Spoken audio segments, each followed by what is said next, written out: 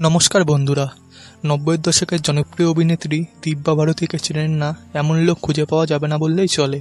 মাত্র অল্প বয়সের মধ্যে তিনি যে পরিমাণে জনপ্রিয়তা অর্জন করেছিলেন তা এখনও পর্যন্ত খুব কম লোকই অর্জন করতে পেরেছেন। তো চলুন বন্ধুরা, আজকের এই ভিডিওতে দিব্যা ভারতীর জীবনী নিয়ে আমরা আলোচনা করব ও এও জেনে নেব কী করে মাত্র 19 বছর বয়সেই তিনি মারা যান। তো বন্ধুরা, দিব্যা ভারতীর জন্ম হয় 25শে ফেব্রুয়ারি 1974 সালে মুম্বাইয়ের একটি হাসপাতালে। তার বাবার নাম ছিল ওম প্রকাশ ভারতী, যিনি পেশায় একজন লাইফ ইন্স্যুরেন্স এজেন্ট ছিলেন। তার মায়ের নাম ছিল মিতা ভারতী, যিনি তার বাবার দ্বিতীয় স্ত্রী ছিলেন, এবং তার কুণাল নামে একটি ছোট ভাই এবং তার বাবার প্রথম ঘরের দুজন ভাই বোন ছিল। দিব্যা ভারতী ছোটবেলায় মুম্বাইয়ের মানিকজি কুপার উচ্চ বিদ্যালয়ে পড়াশোনা করেন, কিন্তু পড়াশোনায় ভালো না হওয়ার জন্য তিনি মাত্র ক্লাস 9 পর্যন্ত পড়েন এবং পরে অভিনয় শেখা শুরু করেন এবং পড়াশোনা ছেড়ে দেন। বিদ্যার অভিনয় জীবন শুরু হওয়ার কথা ছিল 1988 সালে গুনাহ কা দেবতা নামে মুভি দিয়ে, কিন্তু এই ছবির মধ্য থেকে পরে দিব্যার রোল কেটে দেওয়া হয় এবং এরপরে তিনি 1990 সালে তেলুগু ছবি বাব্বিল রাজাতে তার সিনেমা ডেবিউ করেন, যেখানে তার বিপরীতে তেলুগু সুপারস্টার ভেঙ্কটেশকে দেখা যায় এবং এই ছবিটি সুপারহিট হয়েছিল ও তেলুগু সিনেমায় দিব্যা অনেক জনপ্রিয়তা অর্জন করেছিল। এরপর তিনি আরও বেশ কিছু তেলুগু এবং তামিল সিনেমায় অভিনয় করেন এবং অনেক জনপ্রিয় একজন অভিনেত্রী হয়ে ওঠেন দক্ষিণ ভারতে।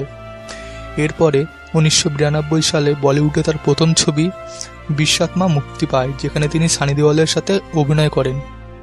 এর কিছুদিন পরে তিনি দিল কি কিয়া কসুর নামে মুভিতে অভিনয় করেন এবং এই মুভির গানগুলো প্রচুর পরিমাণে হিট হলেও মুভিটি ভালো মানের ব্যবসা করতে সক্ষম হয় না।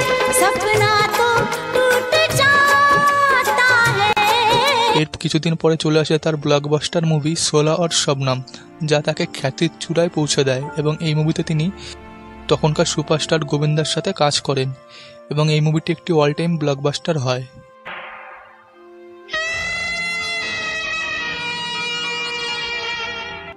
এরপরে দিব্যা আরও বেশ কিছু সুপারহিট সিনেমা দর্শকদের উপহার দেন, যেমন দিওয়ানা, দিল আশনা হ্যায় এবং রঙের মতো সুপারহিট সিনেমা।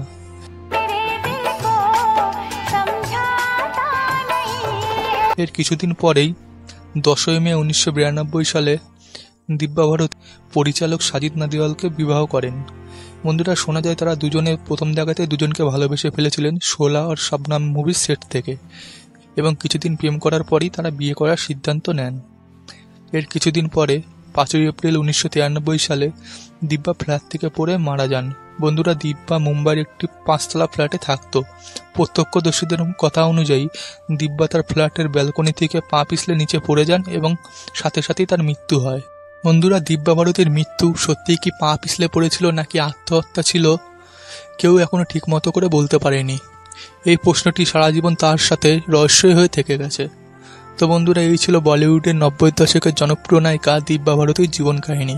তো কেমন লাগলো অবশ্যই কমেন্ট করে জানাবেন। দেখা হচ্ছে পরের ভিডিওতে। নমস্কার, ভালো থাকবেন।